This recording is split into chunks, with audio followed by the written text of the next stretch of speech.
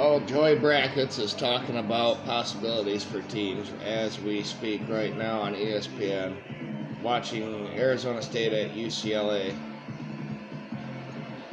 uh, which was after the epic, thrilling double overtime game between Michigan and Illinois.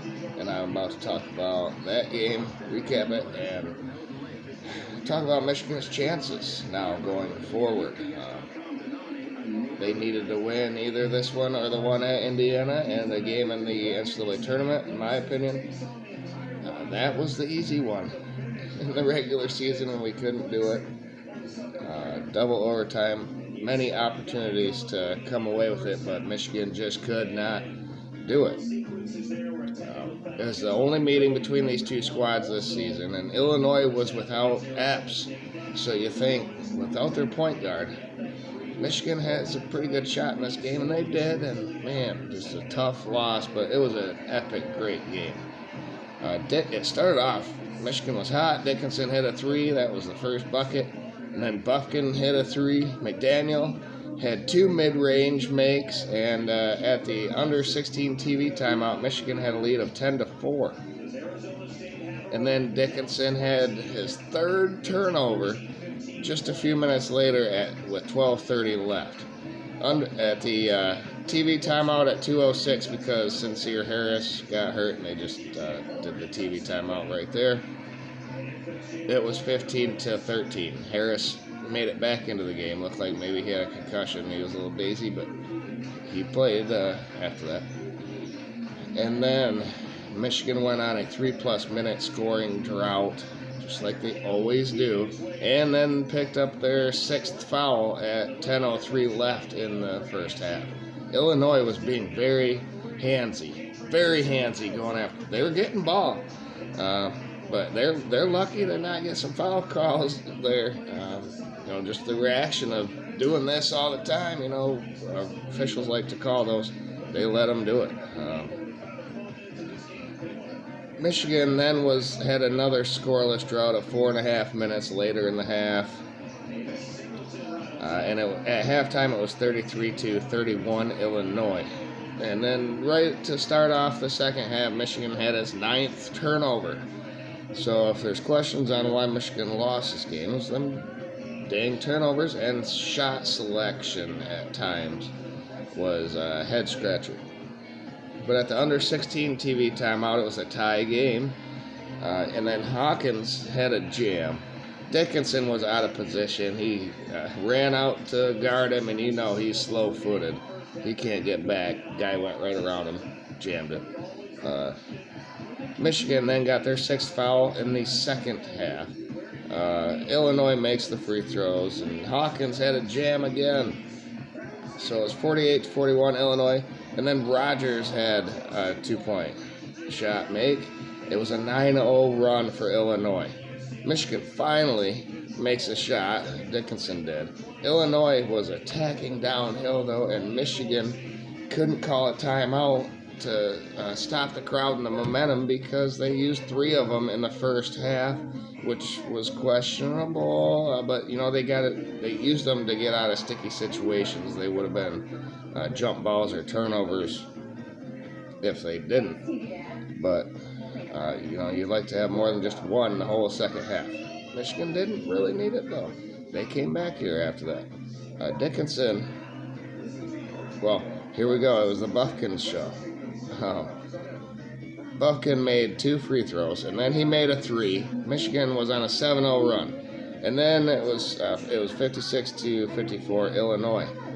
Buffkin then hits a 3, which gives Michigan the lead, and he had 19 points at that point. He was 3 for 3 from 3. It was the under 8 timeout. No, Illinois called a timeout, and then later it was right after that was the under 8 timeout. I hate that, but Michigan had the lead 57-56. Dickinson missed 2 free throws, and the crowd got free McDonald's McNuggets for that. I guess that's just kind of something they were doing. If someone misses 2 free throws, they give away McDonald's McNuggets, and it happened. Damn it, Dickinson, why'd you do that for them? But And then Meyer had a layup which snapped Michigan's 10-0 run, though. Michigan had 3 poor shot selections right after that, and kind of they forgot the game plan and just went off script and did some crazy things. Michigan had a 9th foul at that point. Melendez makes both, or makes it 2. It's 65-59 Illinois now with a 6-point lead. Michigan got a break, though, on a goaltend. It was not a goaltend. Buffkin threw it up there, and the guy hit it before it hit the glass. Totally legal, but we got a break. And then Dickinson had a jump hook, which gave him his 19 points at that point. It was 70-67 Illinois. And Illinois then had a turnover. And Jet nailed a 3. And Dickinson then got a block on the other end. Michigan got a timeout with 15 seconds left. The game is tied at 70. And it was just, I think we fed it into Dickinson, and he just kind of threw it up off the glass with no real aim or anything. It was just a whim. That was kind of sad. That's one opportunity that Michigan let go by. Now in overtime, started off pretty hot. Jet Howard with a 3, but then he got his 4th foul. And Meyer then missed both of those free throws, though. Both teams were in the bonus at this point, double bonus. Melendez got a layup, though. Dickinson had a nice jump hook, and then he had another jump hook. And timeout Illinois with 2:47 left. In overtime, Michigan had a 77-72 lead. Shannon, though, took the team on his back at this point. Heck, he got 2 points, and then Dickinson got 2 points. Foul on Melendez.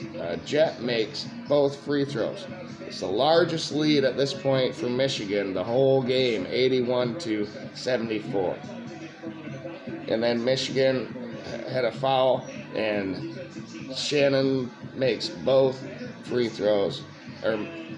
No, he made a shot, and he made the and one.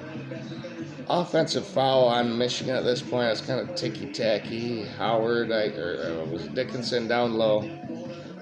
I don't like that one, but Rogers then got a layup. Shannon missed. Got an and one, but missed the free throw.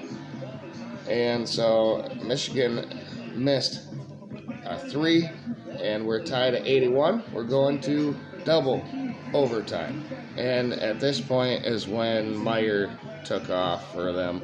Again, he had a 3-pointer, and then a 2-pointer, and then an Illinois foul, and Dickinson makes both of them, which ends Illinois' 12-0 run going back to the first overtime, or maybe even regulation. But not a lot of scoring there by Michigan towards the end, which is just a shame. Meyer then got another 2. Dickinson got a 2. There was a tie-up, and it was Illinois' possession. 2:05 left, and Michigan's down 3. An Illinois timeout at 1:20 was fine, but they didn't make anything. Dickinson missed and one. So he made a bucket, missed the extra free throw, and then Shannon makes 2 free throws. So at this point, Baker airballed with 3.5 seconds left, and then we fouled, and Shannon made 1 of 2. Illinois won the game 91-87. Hard-fought battle for them at home.